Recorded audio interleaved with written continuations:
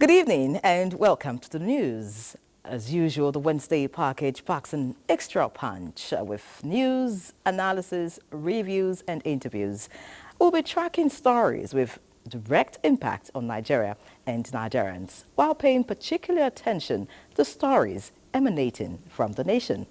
Tonight, Samoa agreement or disagreement. House spokesman provides clarification. Would look over the agreement again thoroughly, diligently, and consult with all stakeholders, including the Nigeria Bar Association that has even gone ahead to issue a statement.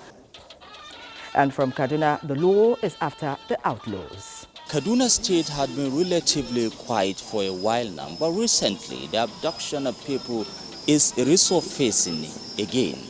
However, the security agencies are on top of their game, trying their best to rescue the victims. In the course of this bulletin, we'll bring you an update of the kidnapping of 2 journalists in Kaduna State. And on aviation, we put lenses on the sector said to be on the runway to world-class services. But some key practices are yet to take off. And in politics, road to Edo State Government House gets bumpier as PDP suspends its national vice chairman for South-South, Dan Obi. We have a regular segment for agriculture, security, infrastructural development, sports and business, which will be manned by Benny Adams. Let's do this together. As you know, the proof of the pudding is in the eating. I'm Ian Ray John, and this is News Extra. Welcome.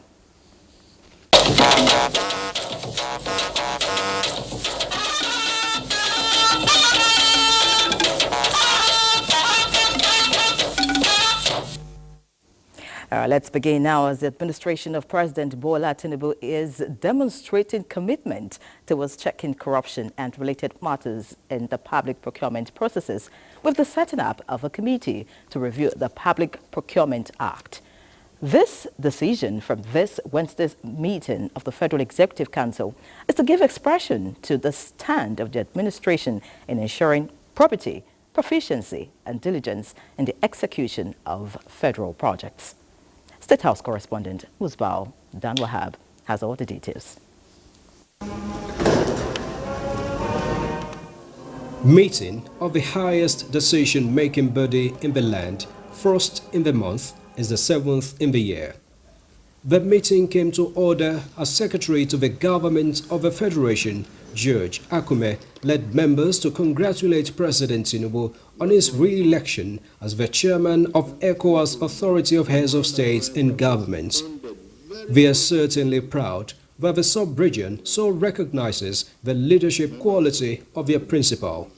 Our support is total, our loyalty is 100% to you.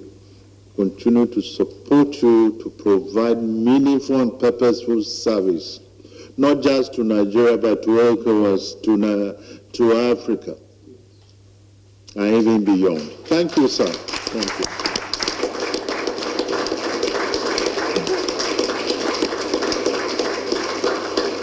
Thank you very much. Thank you. Onto the core business of the day, voluminous as they came, a number of memos sought the attention of the Council, but not so many scaled through.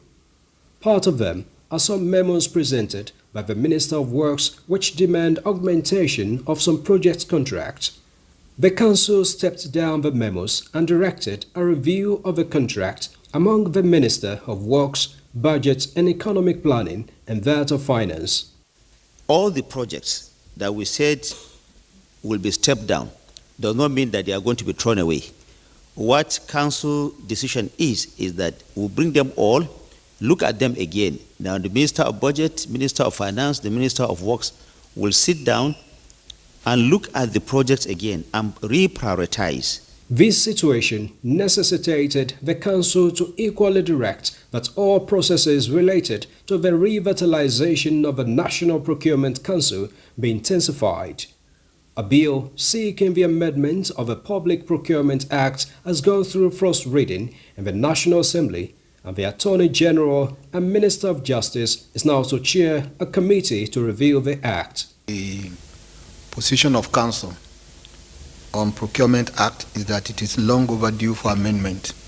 The last time it was touched was in 2007, and because of the changing dynamics, it is important that we bring these the content of the act, to be in tandem with the happenings in the society. After a robust discussion, Mr. President directed that all ministries, departments, and agencies should review their intended procurement as provided for in the appropriation, such that where there are gaps between appropriated sums and sums required to do the to execute the projects, that can be brought to the attention of both the Ministry of Budget and National Planning and Federal Ministry of Finance. The controversies played up by a National Daily's news report on the Samoa agreement received the attention of the Council, as the government insists that the report is false and misleading. We expect that the industry's ombudsman will look at that dispassionately, and the Federal Executive Council will be patient to await the report of the ombudsman. Thank you very much. And so the Federal Executive Council restates the administration's commitment to continually respect the freedom of the press, but demands responsible journalism in the interest of the country. From the State House, Musbao, then Wahab, NTA News. Meanwhile, the recently appointed federal permanent secretaries have been inaugurated. The 8 new permanent secretaries took turns for their oath of office before the president, just before the commencement of this Wednesday's meeting of the Federal Executive Council. They had to fill the vacant positions in the highest cadre of the Federal Civil Service. They are Emanso Umobang, representing Akwa Ibom State, Emeka Obi, Anambra State, Fatima Mahmood, Bauchi State, Muhammad Danjuma, Jigawa State, Olubumi Olusoya, Ondo State, and Mariam Keshimro, Zamfara State. Chinyere Akujobi is representing Southeast, while Christopher Ekokmunwu represents the South-South geopolitical zone. Head of the Civil Service of the Federation, Folashade Yemieson, applauds the new permanent secretaries to hit the ground running with fresh vigor while making diligence their watchword.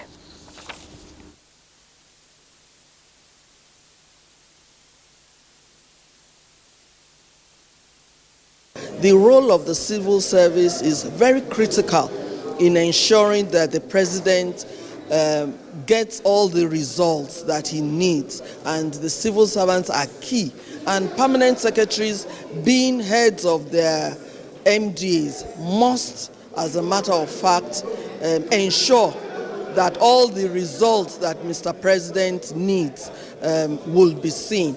And they also must not be seen as bottlenecks to achieving progress. They must make sure that if they're bottlenecks, they should jump, break, whatever they have to do, so to achieve great results for our country, Nigeria. It's a national call to service to support the government in driving the reforms in the federal civil service and bringing it to a world-class civil service, helping the president to achieve the mandates as outlined in the 8-point agenda, and bring the industries and the ministries to be able to provide effective public service delivery in meeting the national goals of this administration. Now, taking a look at the power sector, as the federal government resolves all issues that have over a decade stalled the completion of Kaduna Power Plant project, hope is lightened up that contractors handling the power plant will resume work and the project will see the light of the day. Minister of Power, Adebayo Adelabu, gave the cheering news when he inspected the project in Kaduna. Joshua Ojito reports. 14 years since it began, the Kaduna power plant is yet to be completed. This is a 215 megawatt power plant located in Kudenda area of Kaduna State, a dual thermal plant that will use both gas and diesel. It has 8 turbines, and when completed, it is expected to power most of the textiles industries here in Kaduna that have gone moribund for many years. The project is at 87% completion. Several issues stalled its completion, and contractors deserted the site. But there seems to be a ray of hope for the project as it caught the attention of the present administration. So, the Power Minister Adebayo Adelabu leads all stakeholders in the project to the site in Kaduna. All issues addressed, an agreement reached for contractors to return back to site immediately. The generators are there with the turbines and the transformers are there. You can see that the switchyard is also completed, while we also have a 132, 33 kVA switchyard here. So I'm actually impressed, and I'm very optimistic that very soon this project will be completed and Nigerians will start enjoying the output of 215 megawatts of power that will be connected to the national grid. And whatever we need to do to make them realize this completion pledge, we have to do it. Also coming on stream is another public-private partnership gas-powered plant in Kaduna, and the completion will increase power generation capacity in the country. Joshua Ojito, NTA News.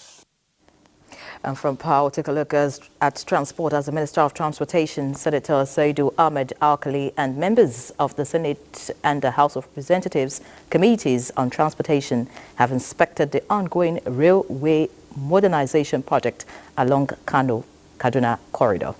The lawmakers expressed satisfaction with the level of work done so far, promising to make funds available for timely completion of rail projects across the country.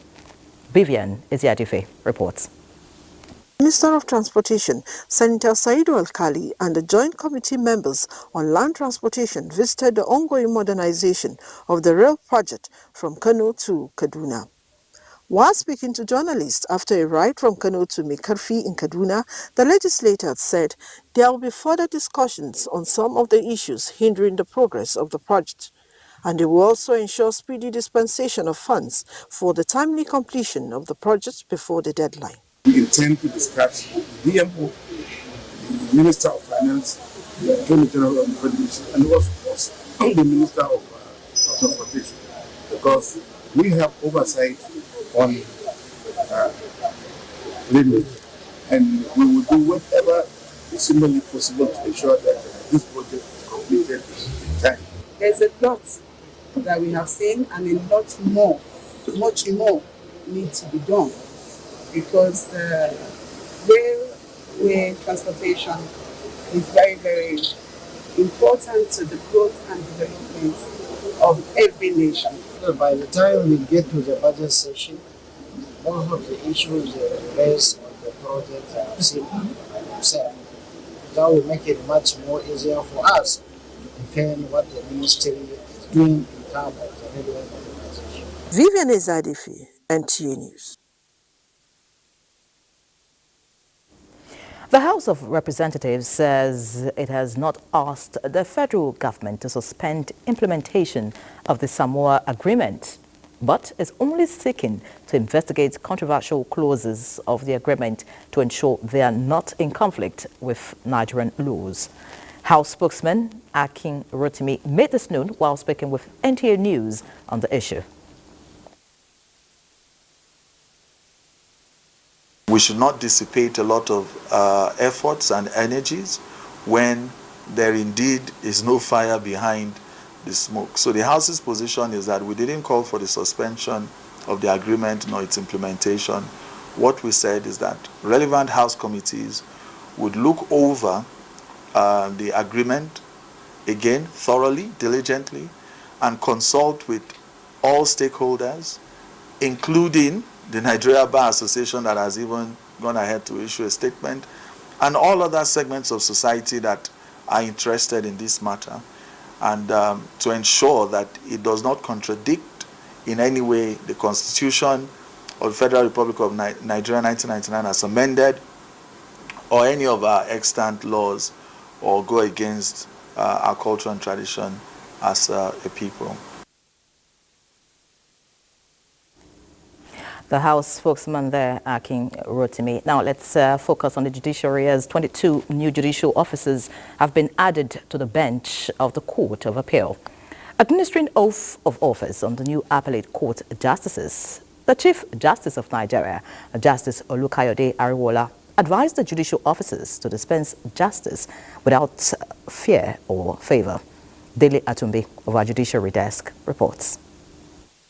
Access to justice is largely dependent on the manpower in the justice sector. To promote access to justice in Nigeria, the National Judicial Council, through the federal government, is working hard towards the provision of adequate manpower in the judiciary.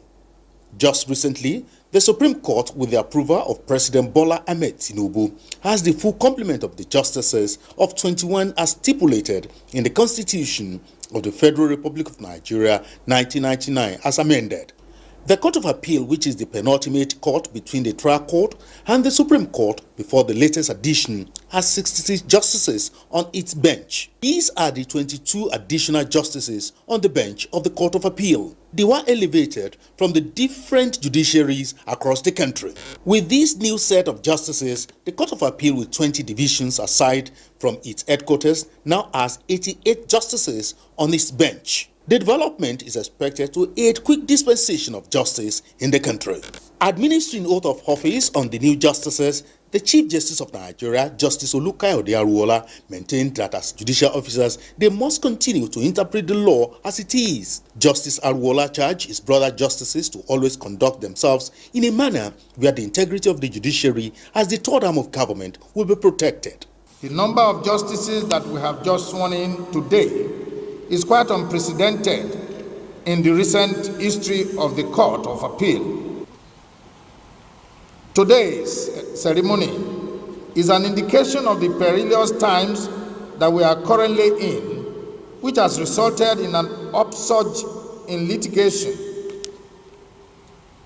Several unfathomable crimes are being committed in this country, aside from the usual political matters that have made litigations to go on alarming rise.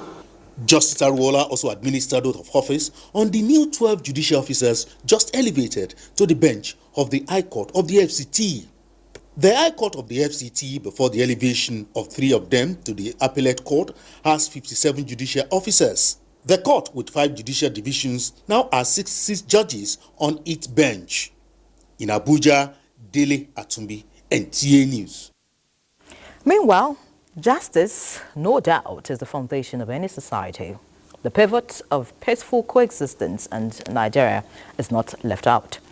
As challenges being faced by people in resolving disputes satisfactorily among themselves continue to influence decisions on whether to approach conventional courts for redress, a forum has embarked on seeking sustainable solutions to these issues.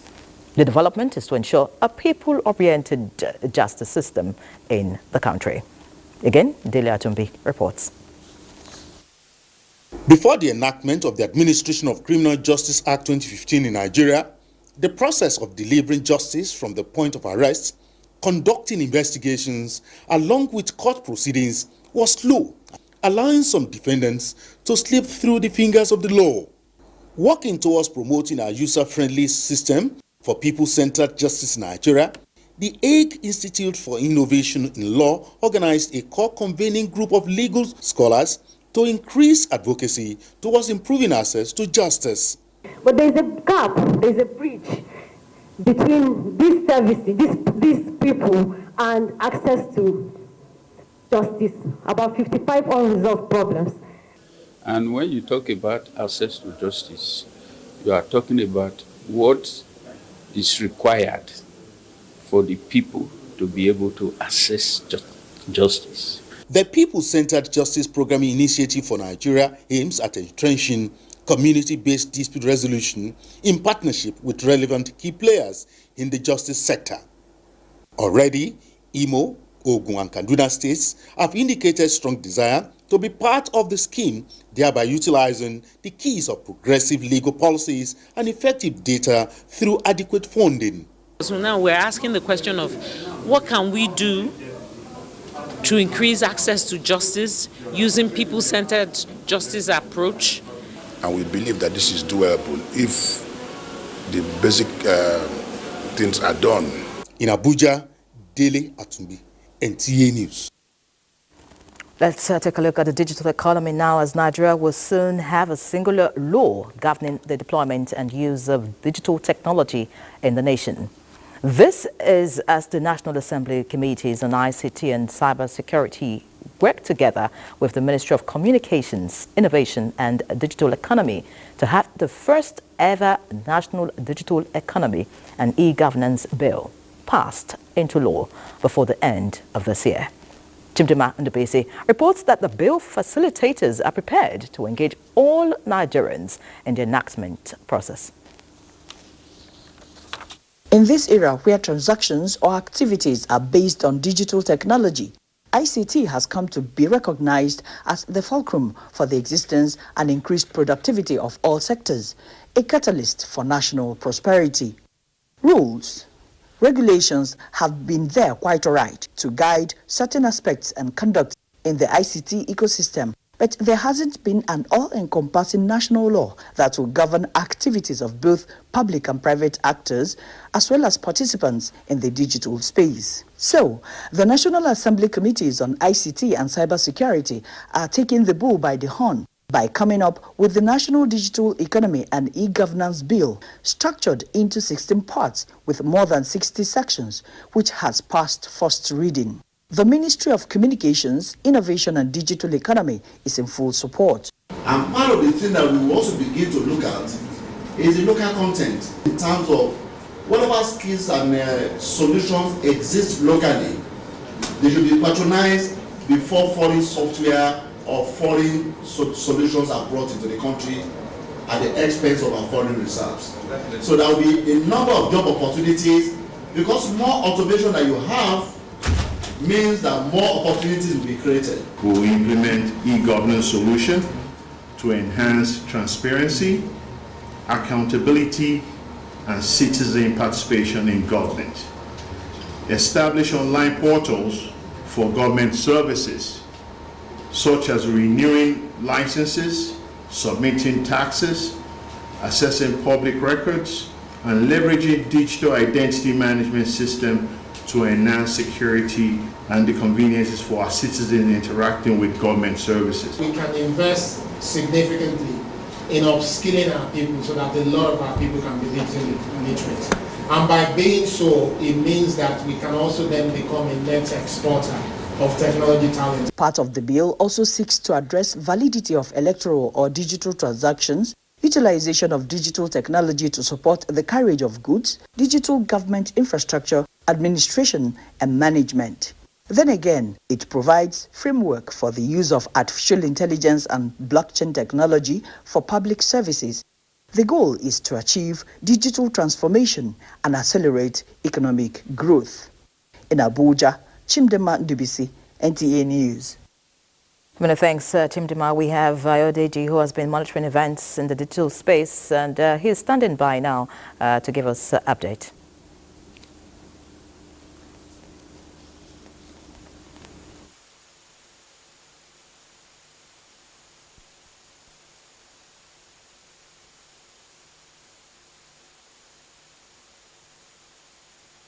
Shown significant growth, and that has prompted for investment and the need for proactive regulatory framework as well. Let's take a quick look at the sector's contribution to the nation's GDP in the last 5 years. We're still waiting for the full details of the year 2024.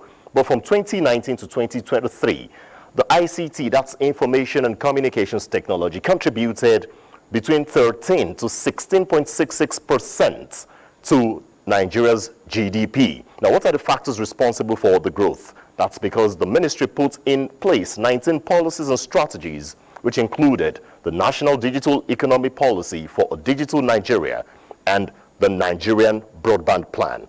Currently, the Ministry of Communications, Innovation and Digital Economy is prospecting higher GDP contribution with its 5-pillar blueprint. Before we go to the 5-pillar blueprint, let's also tell you that 29% of Nigerians have access to mobile data, while 71% do not have it on a regular basis. And how do we improve these figures? It's by having improved policy. And that will generate additional 15 million users by the year 2028. Now let's look at the 5 pillars by the Ministry of Communications, Innovations and Digital Economy. Now these 5 blueprints will be spread over knowledge, policy, infrastructure, innovation, entrepreneurship, capital, and the last but not the least, trade. What would this bring to the economy? It is estimated that Nigeria's digital economy will generate about 18.3 billion US dollars by 2026. This sector was once believed to be something that cannot be accessed, but right now, everyone is embracing it on a daily basis. Many thanks, Ayo, for sharing that. I have joining me now the Director of Standard Guidelines and Frameworks, NIDA, Emmanuel Edet. Many thanks for joining us, Emmanuel. Thank you very much for having me here. All right, let's look at some of the issues raised in the report by Team Demand. Of course, the figures by Ayodeji. Now, a singular national digital economy and e-governance bill just coming on board. Why now? Well, over the years, we have realized the potential of digital technologies in Nigeria, and we know that the time is absolutely right for Nigerians to reap the benefits of digital technology as it contributes a lot to economic growth. And we think that to midwife this benefit for the whole of Nigeria, we need to have an enabling law that will drive the adoption of information technology in government, as well as provide an opportunity for Nigerians to have access to government services, just as we have a lot of access to private sector services.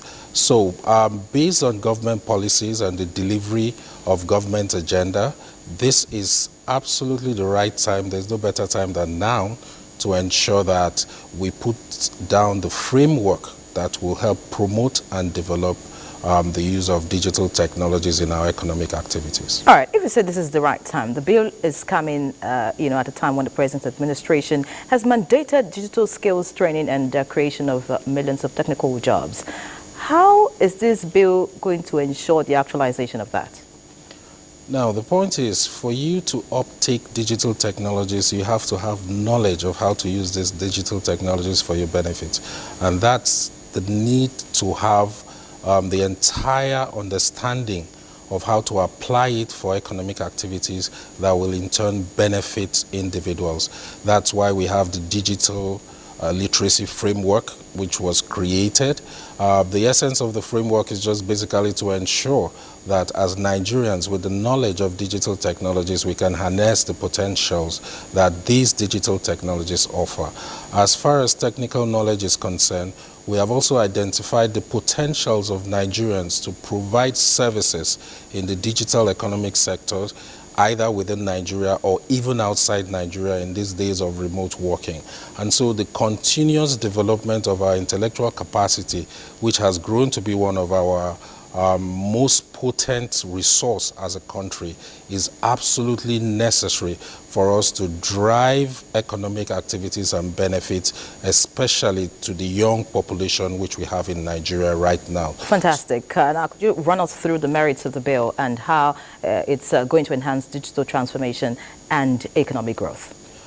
Considering the fact that Nigeria is not an isolated country in the increasing digital world, the bill will enhance our capacity to carry out international trade, especially with the AFICTA coming up currently in place. It will also provide a foundation to increase the reach of government services to underserved areas, because a lot of government services will be digitized. Apart from that, commercial transaction in the digital environment will be enhanced by elimination of a lot of paperwork. The application of emerging technologies in government services and private sector will also be covered. Information security is another aspect. And then, of course, we talk about the issues that surround old laws that served as barriers to carrying out digital transactions in Nigeria. All this will be eliminated by the new bill, which is centered around enhancing innovation and thereby providing better opportunity for Nigerians. Of course, Nigerians are looking forward to all of this happening. But quickly now, because of time, could you just let us know how this caters for the young population? I'm talking about the Nigerians that are, very young, tech savvy, and they have digital innovations, and of course, startups. Yeah. Independently, there's the Nigerian Startup Act, which was enacted by government to help startups establish themselves as a going commercial concern in Nigeria. And then we have the tech-savvy new generation that grew up with these digital technologies. They are absolutely at home with it. And so what better thing to do than to enhance the use of this technology in economic activities for the young ones. We want children to learn out of primary school the potential that is available for using digital tools to achieve economic gains. And that's what government is targeting through this bill. It's been a time well spent with you, Emmanuel Edet. Many thanks for coming on News Extra tonight. Thank you very much. All right, away from digital economy now, the Senate and House of Representatives adjourned plenary in honor of late member of the House, Olaide Akinremi, who died Wednesday morning after a brief illness. National Assembly correspondent Mitari Ikman reports that it is a tradition of both chambers to suspend a day's plenary and other legislative activities in honor of a demised lawmaker. A 1-minute silence was observed separately in the red and green chambers, after which plenaries were adjourned to Thursday, 11th of July 2024. The presiding officers extended condolences to family members and associates of the late lawmaker.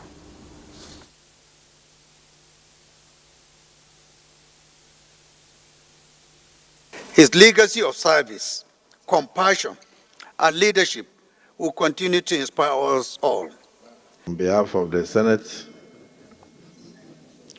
we condole with the family, the Speaker, and members of the House of Representatives. On a very sad note, I move that this House do adjourn to tomorrow. That the Senate does suspend legislative activities for today, and that all items on our order paper be stepped down for the next legislative day.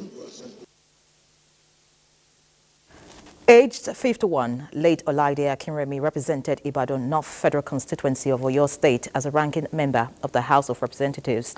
He served as chairman of the House Committee on Science Research Institutions. Meanwhile, President Bola Tinubu has sent his condolences to the family of the late lawmaker Olaide Akinremi, praying for strength at this critical time. President Tinubu also commiserates with members of the National Assembly, friends and associates of the deceased over the loss of the two-term lawmaker and member of the All Progressives Congress, APC. Now time for our first break. You're watching News Extra on NTA. We'll take this break, and when we return, a closer look at the aviation sector and standard practices yet to fully take off.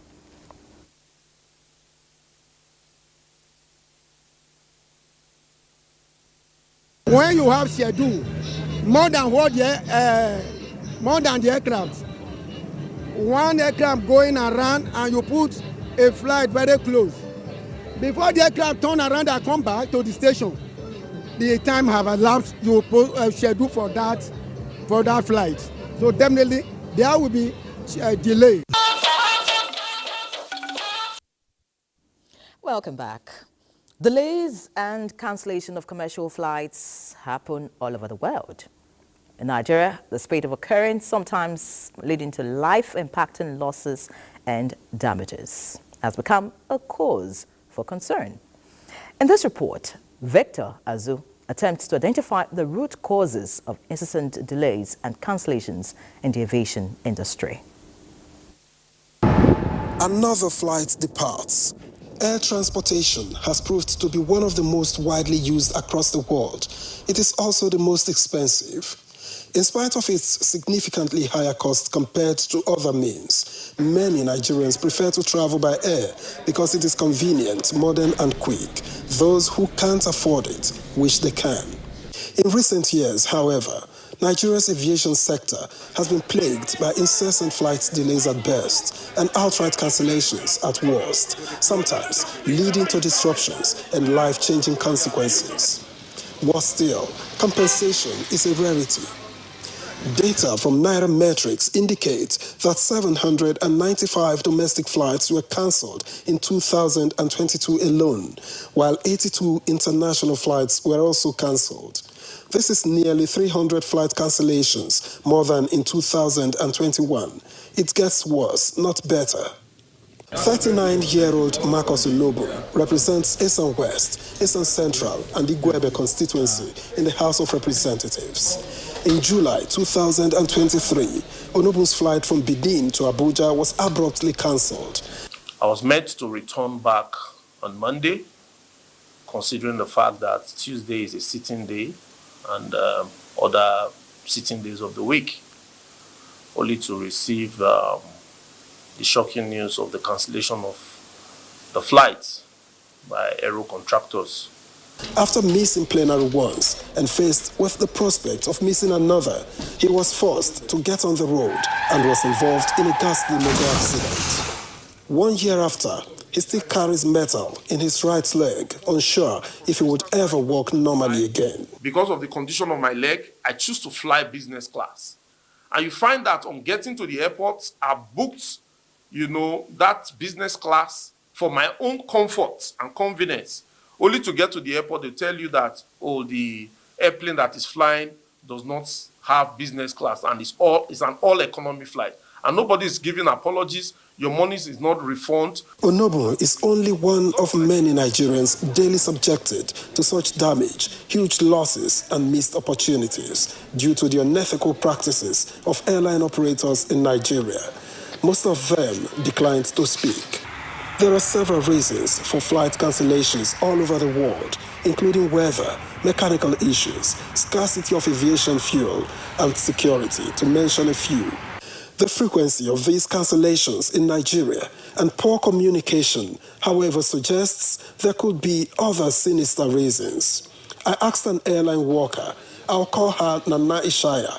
We are disguising her identity to protect her. When you are supposed to do Lagos-Abuja and the aircraft to do Lagos-Abuja breaks down and you check to Lagos-Owerri, which has an aircraft scheduled to it already and is having 50 passengers, when you have around 20 passengers on Lagos to Abuja, decisions has to be made to cancel one to be able to satisfy the other one. When you have schedule more than the aircraft, one aircraft going around and you put a flight very close.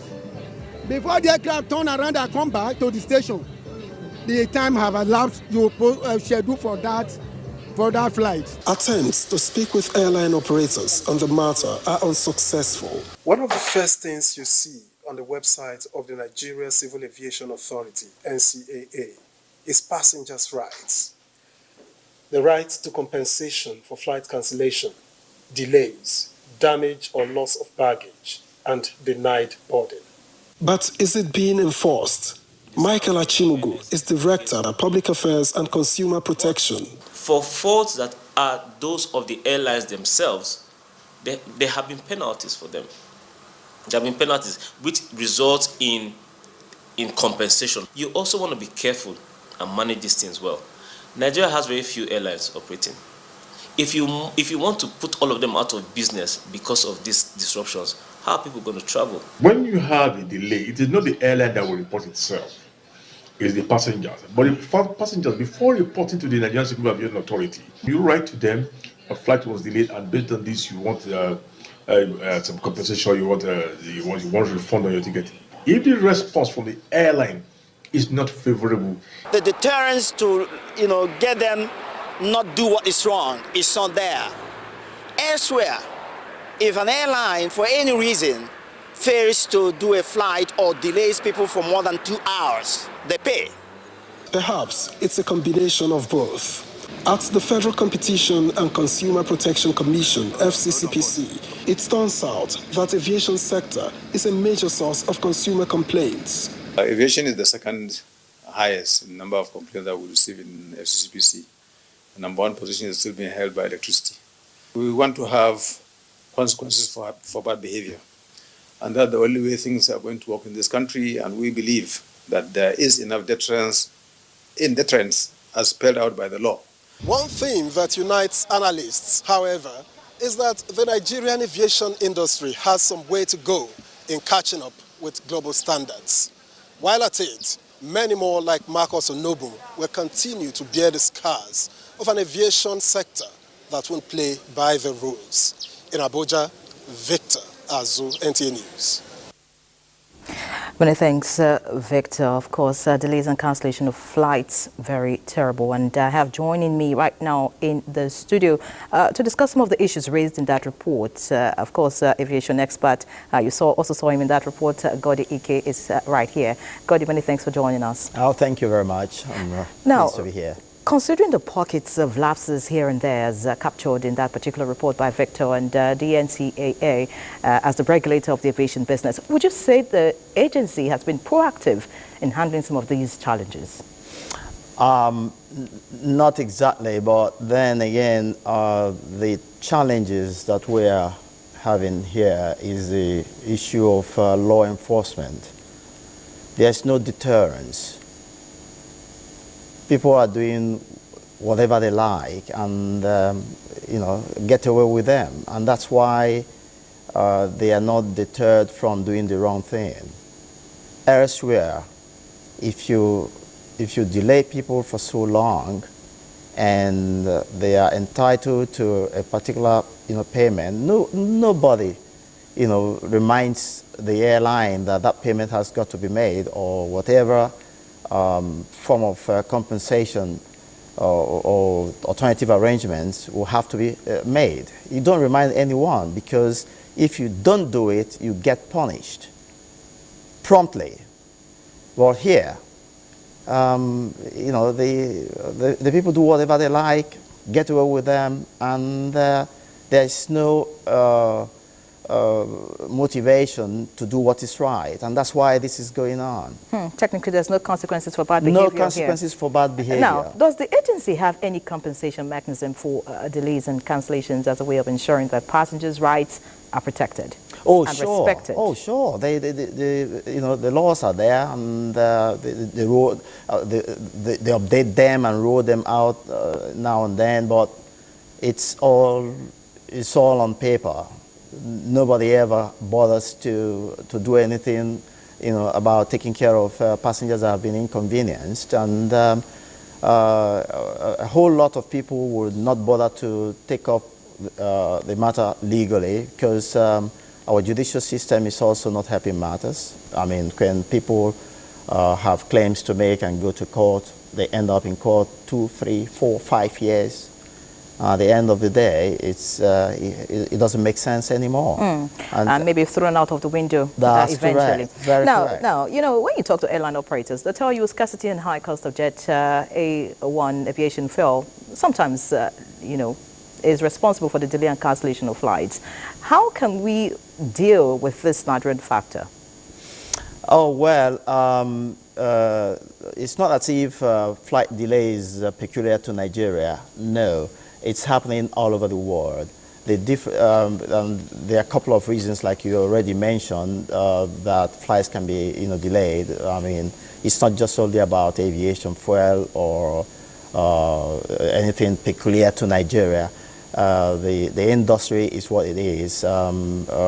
Airplanes, for instance, are very faithful machines, and they are designed to tell when anything goes wrong. You may have a flight, load of passengers, pilots seated, and then suddenly something pops up and informs the crew that it's not safe to fly. That flight will have to be aborted, and whatever the technical glitches will be, taken care of before you get back into the plane to fly. You know, that's why personally I always describe them as very faithful machines, just the way designed. And then the other, you know, cases of, say, weather problem, it's not just only about aviation fuel, but the point is, if the reason for cancellation or delay is the fault of the airline mandatorily must pay what is stipulated in the books. But here, they won't do what's right, and they won't pay, and nobody will compel them to do so. We hope that this report and, of course, this interview with you would begin, would end that era, and, of course, we'll begin to see that there's consequences for bad behavior in the aviation sector. Many thanks, Godi Ike, for joining us on News Extra tonight. Thank you very much. I'm glad to be here. All right, let's look at other issues now. In sustaining its responsibility of driving businesses through financial solution processes while offering a one-stop shop to network, the Development Bank of Nigeria is stimulating investment in Nigeria's technology startups. At the third edition of the Techpreneur Summit in Lagos, the financial institution gave insight on how micro, small, and medium enterprises can leverage artificial intelligence for regenerative growth.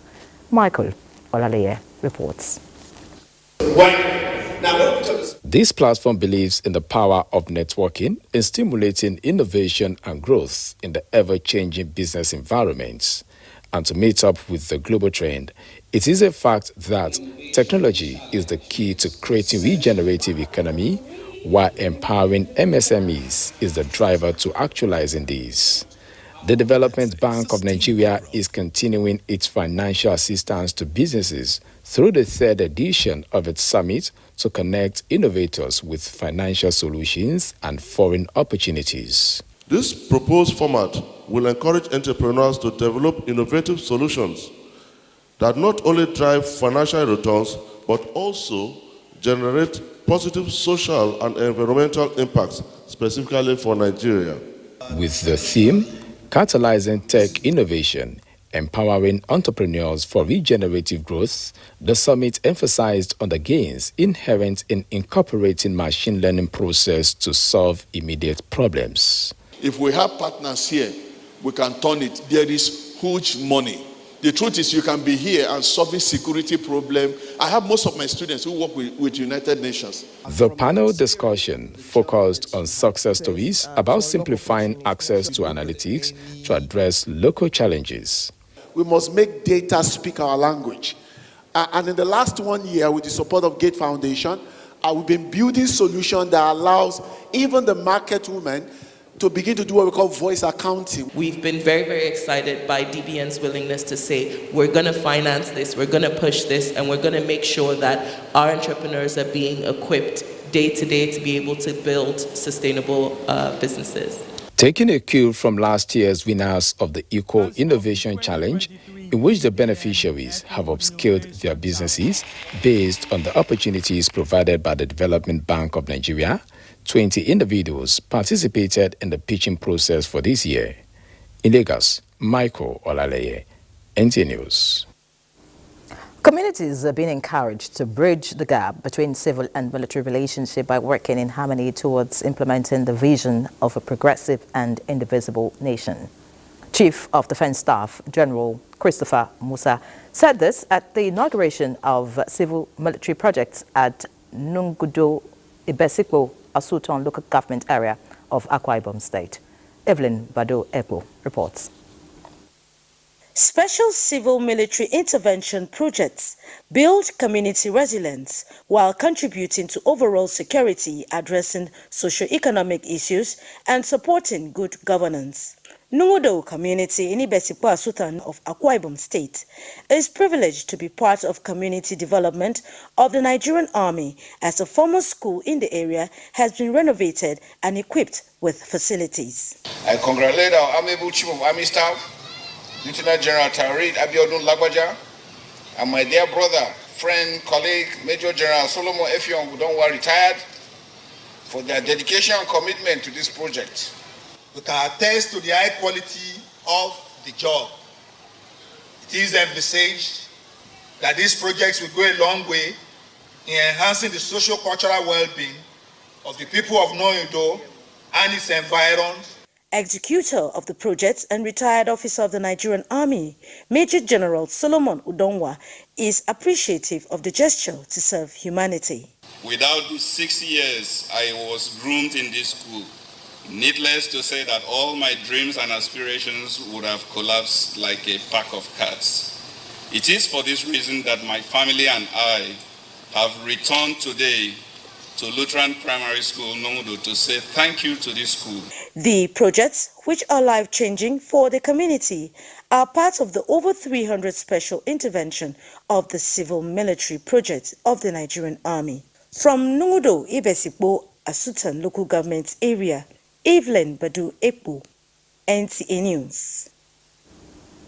A world-class hospital known as Jennifer Etu Medical Center has been officially inaugurated for public use at Umunoha in Mbatoli local government area of Imo State by the Jennifer Etu Foundation to improve the quality of healthcare for Nigerians. The inauguration ceremony also featured the 50th posthumous birthday Thanksgiving service in honor of Jennifer Etu, who passed on 4 years ago. Beatrice Iam's report is here presented. Jennifer Etu Medical Center, Umunoha, located at Mbitolu local government area of Imo State, is the 6th to be built by the chairman of Jennifer Etu Foundation, Thomas Etu, in honor of his late wife, who died on the 26th of January 2020. The hospital stands as an achievement of late Jennifer's dreams of building world-class hospitals that will be free of charge and accessible for indigent persons at specific locations across the 6 geopolitical zones of the country. Jennifer specifically chose Umunoha as the location for this project in honor of Tochi and her husband, Charles Owozaki. Our fervent prayer is that this center will continue to answer Jennifer's plea, bringing relief and hope to many. Governor Hope Uzodinma commended the foundation for actualizing the vision, which he says is the best way of immortalizing the deceased. Jennifer Etu Foundation is a living example of what generosity should be all about: service to God and mankind. The event attracted the coordinating Minister of Health and Social Welfare, who was represented, members of Board of Trustees of the Foundation, the clergy, traditional rulers, and other well-meaning Nigerians. Today, we celebrate the gratitude of a friendship, the thank you of Jennifer to her friend Tochi. Although it's not being celebrated as planned, but I think it is magnified in a way because, first of all, it's being celebrated in the 6th political zone of Nigeria. The program had earlier commenced with a non-denominational Thanksgiving service to mark the 50th posthumous birthday of late Jennifer Etu, where Pastor Yakubu Maman advised the living to endeavor to use their positions in life to serve God and humanity. In appreciation of the gesture, members of the benefiting community decorated the chairman of the foundation. The inauguration afforded the Jennifer Etu Foundation opportunity to organize a 5-day free medical treatment, which will be rounded off on the 13th of July. Now time for another break. Stay with us. Welcome back. Kaduna State has been in the news recently for a number of abductions in spite of the efforts by security agencies. Our correspondent, Omar Ajingi, is standing by for an update.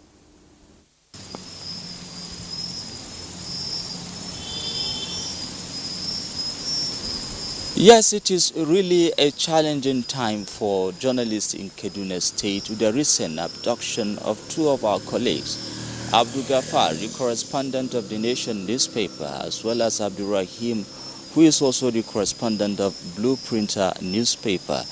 These are two very hardworking, great gentlemen who have been in the forefront of covering some of these security incidences in Kaduna State to ensure the public get the right information of the true security situation in Kaduna State. But unfortunately today, they happen to fall as the victims. Since the incident happened anyway, the Kaduna State chapter of the Nigerian Union of Journalists has issued a press release condemning the abduction and urging the security agencies to intensify their effort in rescuing these two individuals. And since then, we have remained calm and hopeful, monitoring and tracking the effort the security agencies have been making towards this great mission of rescuing our colleagues. And the information we're receiving is that the security agencies are on top of their game, trying their best to rescue them, and we're keeping our hopes alive. As I'm talking to you, it is raining in Kaduna State, and you know it comes with bounties of blessings. We'll keep to use the opportunity of this moment to pray for their safe return. Many thanks, Umar Adindi. Of course, we're praying with you too and looking forward to the safe return of those abducted. All right, let's now join Benny Adams for the latest in the business world. Benny, hit us. Thank you.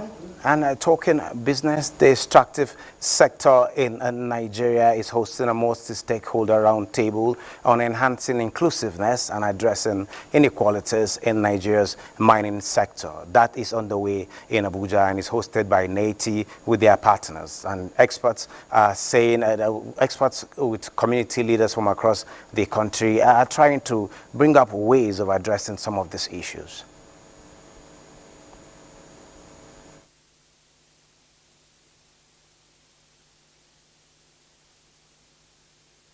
In our view, one of the greatest problems we're having is the fact that we have a law that is guiding the sector that is really not sensitive to the plight of the people who actually own these mineral resources. Mineral resources supposed to be an asset to every given community, but rather in my own community is a liability. How much does the gold from my land and the lithium from Kogi and the oil from Ogoniland, how much does it contribute to the GDP of England, of America, and now by extension, the Asian tigers? Every exploitation, every fund, the world that will be the consequence of this exploitation should be properly accounted for. In transparency, everyone gains. It's quite pathetic that most host communities are really have their livelihoods in jeopardy, especially in the solid minerals, oil, gas, and mining sector. And these are issues that we are advocating that has to change through policy action, through advocacy, and through multi-stakeholders approach.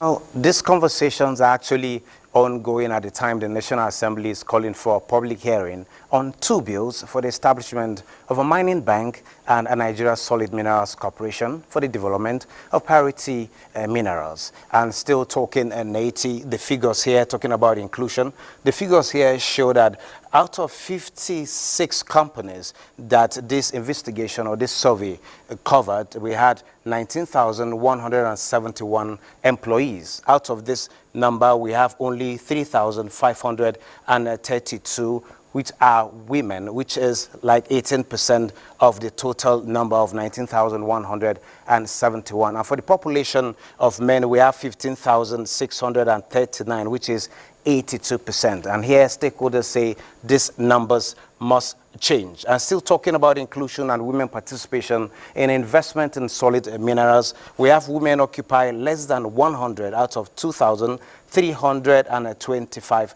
top-level positions, that is, in top officers in solid minerals administration. And looking at the contributions of the solid minerals sector to the GDP is still less than 1%. As of 2019, we have 0.26%, and it grew by 2021 to 0.63%. 3%. This stakeholders say is abysmal, and the brainstorming session, which is ongoing, which is being hosted by NTA and their global rights partners, is saying they are not going to leave such discussions until they come up with workable steps and put up some of those recommendations for implementation by government and other stakeholders. Now moving on, ahead of Nigeria's planned flag off of exports on the continental market through the Guided Trade Initiative, experts say there is more to learn from Kigali as it relates to investment.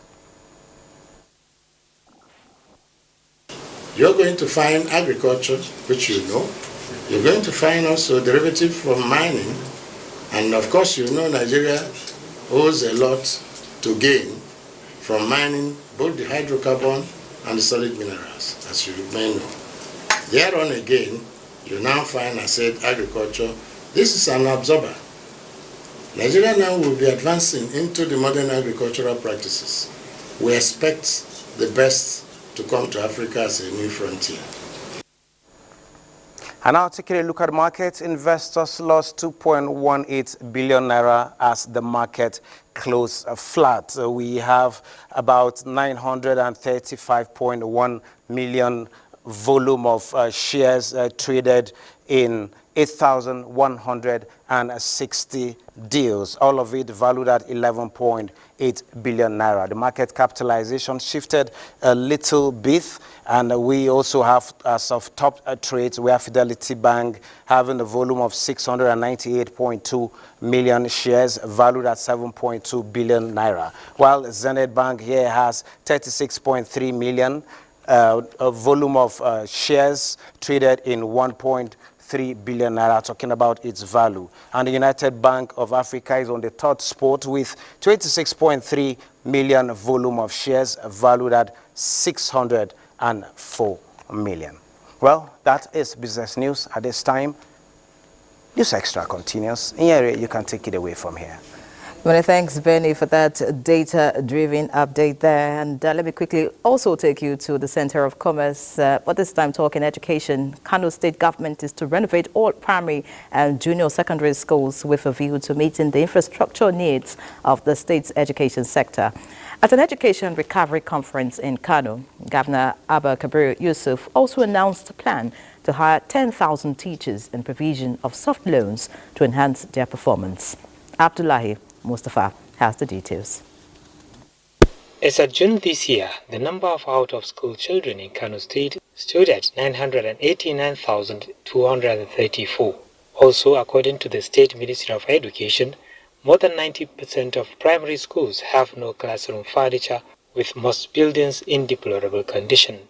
This informs the declaration of state of emergency on education and allocation of 29.9% of the 2024 budget to the sector. The Education Recovery Conference, organized with the support of development partners, aims to identify workable plans and strategies for effective policy implementation. And also provide an initial action plan so that we implement what we are willing to see. Bridging manpower gap and addressing infrastructural decay, Governor Abba Kabir Yusuf stated, are key priority. It is our duty as a custodian of public trust to ensure that every child in Kano receives a quality education that will prepare them for the challenges and opportunities of the 21st century. Resource persons and representatives of various development partners commended Governor Yusuf's proactive approach towards addressing the challenges bedeviling the education sector. In Kano, Abdullahi Mustafa, NTA News. Let's take another break. Please remain tuned. Glad to have you back. The federal government has approved 150-day duty-free import window for assorted food commodities. Minister of Agriculture and Food Security, Abubakar Kyari, in a statement this Wednesday, says the suspension of duties, tariffs and taxes covers maize, husked brown rice, wheat and cowpea beans. Mr. Kyari says the federal government will import 250,000 metric tons of wheat and 250 metric tons of maize and will be supplied to small-scale processors and millers across the country. And the imported food commodities will be subjected to a recommended retail price. To this end, government will provide support to farmers to scale up production during the 2024 to 2025 planting seasons. As the ministry is collaborating with sub-national entities to identify irrigable lands and increase land under cultivation, the minister also says engagement with relevant stakeholders for the purchase of surplus food commodities to restock the National Strategic Food Reserve is underway. Now, the Nigerian Television Authority says the propagation of the country's cultural values and customs will continue to be on the front burner in preserving the nation's rich heritage towards the promotion of unity in diversity. Director General NTA Salihu Abdulhamid Dembos was speaking when he received in audience Executive Secretary, National Institute for Cultural Orientation, Biodun Ajiboye, and his team. Tokwe Alabi reports. To build a nation is to sustain historical values its people cherish, and this, the NTA says, remains top-notch in its mandate in propagating culture and tradition. The Executive Secretary, National Institute for Cultural Orientation, Biodun Ajiboye, believes Nigeria's cultural elements and heritage are limitless, with millions of viewers from the global stage. We must realize that a person is first a cultural being before becoming a citizen of a country.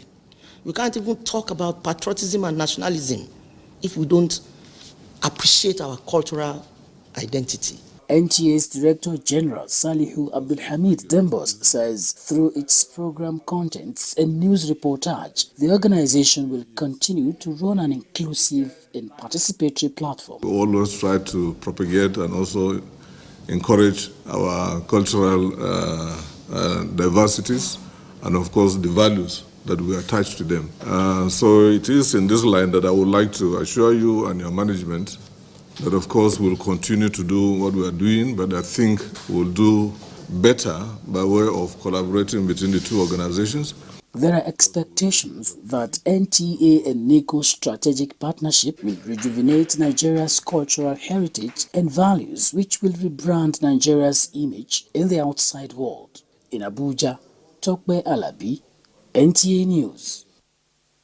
Now, the Sultan of Sokoto and President General, Nigerian Supreme Council for Islamic Affairs, Muhammad Saad Abubakar, has lauded the federal government for the 150-day duty-free import window to tackle inflation in the country.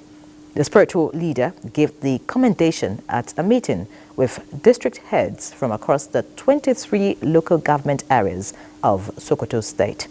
Bashir Ibrahim Nababa reports. In the usual tradition, the engagement was convened to discuss issues bordering on the state and country. Top on the agenda was the rising inflation and skyrocketing of prices of food items as well as other essential commodities in the country. Sultan Muhammad Saad Abubakar described the federal government's 150-day duty-free import window for food commodities, suspension of duties, tariffs and taxes for the importation of certain food commodities through land and sea borders as a welcome development. The initiative, he noted, will help in reducing the persistent rising cost of living in the country. Sultans had urged the district heads to continue to do their best in tackling banditry and other security challenges in their domains and called on all Nigerians to continue to pray for the leadership of the country. The Sultan directed the district head of Kilgori, Muhammad Jabi Kilgori, to intimate the meeting on a move by the Sultanate Council to establish Caliphate Microfinance Bank and the need for the district heads to support livestock productivity and resilience support program, LPRES, of the federal government to ensure sustainable peace and food security in the country. The Caliphate Microfinance Bank is an initiative of the Sultanate Council that wants to assist the downtrodden, the lower communities that need capital, working capital, to be able to enhance their welfare and enhance their business, local, small and medium enterprise. The meeting later continued behind closed doors. From Sokoto, Bashir Ibrahim Nababa, NTA News. News Extra continues in a moment. Stay with us. The United States and North Atlantic Treaty Organization, NATO, pledged new aid to Ukraine during a historic summit, just as the World Bank announces substantial grant for Zambia aimed at mitigating the devastating effects of drought in 4 decades. Charles Alpha will feed us. From the sidelines of NATO's 75th annual summit, Norway became the 4th country to pledge F-16 fighter jets to Ukraine, promising to start delivering half a dozen of the airplanes later this year. The announcements take the total number of fighter jets pledged to Kyiv to 86 after Belgium promised an additional 30 in late May. U.S. President Joe Biden kicked off the summit, announcing that Washington will provide Ukraine with an additional Patriot air defense system. In the coming months, the United States and our partners intend to provide Ukraine with dozens of additional tactical air defense systems. Back in Africa, the World Bank has announced a substantial grant for Zambia to mitigate the devastating effects of the worst drought in 4 decades that has left over 1.6 million vulnerable citizens in dire distress. The World Bank said on Wednesday that the funding would bolster Zambia's scaling up responsive social protection projects, enabling an expansion of its social cash transfer program, which currently supports approximately 8.5 million individuals, 40% of the nation's population across 84 districts ravaged by drought. The grant totals an equivalent of $200 million sourced from bank's crisis response window of $7.6 million from the Zambia Girls Education and Women's Empowerment and Livelihood Multi-Donor Trust Fund. Charles Alpha, NTA News. Away from the foreign scene, let's see what's happening as we count down to the Olympics. It's 16 days to the Paris 2024 Olympics Games, and a countdown with Badi Adeleye continues. Let's take a look at Nigeria's record at the Games. Welcome along to the 2024 Olympics countdown. Now, since Nigeria first participated in the Olympic Games in 1952, the country has sent athletes to compete in every Summer Olympic Games except the boycotted 1976 Olympics. Nigerian athletes have won a total of 27 medals at the Olympics, including 3 gold, 11 silver and 13 bronze medals. At their previous 17 appearances, Team Nigeria got at least a medal at 10 editions. The question now is, what has been Nigeria's biggest highlight at the Olympics? One thing that readily comes to mind is the performance of the Nigerian team at 1996 Olympic. It has been the benchmark which will measure any performance of any team in Nigeria. Nigeria's biggest highlight to the ordinary Nigerian on the streets is the under-23 team winning the gold medal. But for me, the Nigeria's highlight is Chioma Ajunwa jumping in the air to pick that very first gold medal for Nigeria. 1996 is one Olympic that we cannot forget in a hurry. And we are trusting God that we'll have a repeat of it and where possible surpass it in this 2024 edition. For sure, 1996 Olympics will remain evergreen for sports-loving Nigerians. On our next countdown, we will examine how Team Nigeria can surpass that achievement this year. That's a bit for today. I am Badi Adeleye.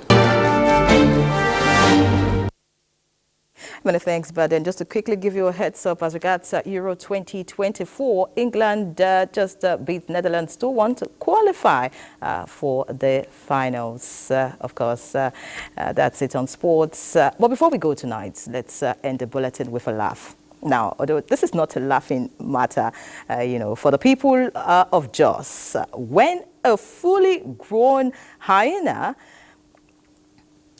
got missing over the weekend. Now, some were looking at their backyards in alarm when they heard a strange voice or noise, if you like. Maybe the hyena was there. But the good news is the hyena has been recaptured. We'll leave you with that report. It's good night from here. Residents of Jos woke up Monday morning to the news of a hyena that escaped from the Jos Wildlife Park Sunday night. However, an active search for the animal was launched by management of the facility with the mobilization of park rangers, game guards, as well as the deployment of drone technology, which led to the successful recovery of the animal. The general manager, who attributed the incident to the weak and decaying nature of the cages as well as the vandalism of facilities, assures of government's political will to revamp the facility for effective services.